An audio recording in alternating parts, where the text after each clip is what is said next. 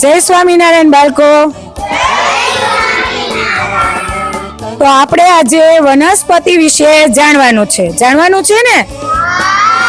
તો વનસ્પતિ છે આપણને શું શું આપે છે? અનાજ, કઠોળ આપે છે, ફૂલ આપે છે, ફર્નિચર માટે લાકડું આપે છે, આપણે જે શ્વાસ લઈએ છીએ એ ઓક્સિજન પણ પૂરો પાડે છે, અને વરસાદ લાવવામાં પણ આ વનસ્પતિઓ મોટો ફાળો આપે છે.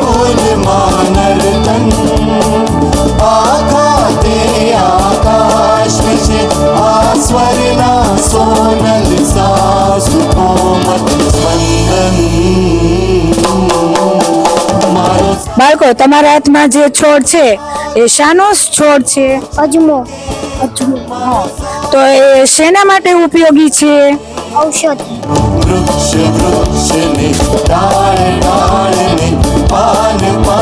બાળકો, તમારા હાથમાં જે છોડ છે એનું નામ શું છે?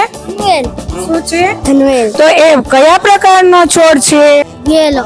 શું છે? આ કયો છોડ છે? લીંબોડી.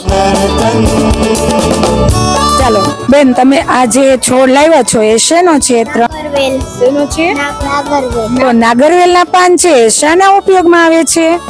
મુખવાસમાં. સરસ. તમારા હાથમાં કયો છોડ છે? જાસૂદ. રંગન. ગુલાબ.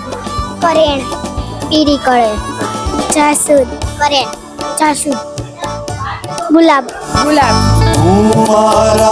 આ કયો વૃક્ષ છે? લીમડો. હા, તો આ લીમડો છે તો એમાં કયું ફળ આવે છે? લીંબોડી.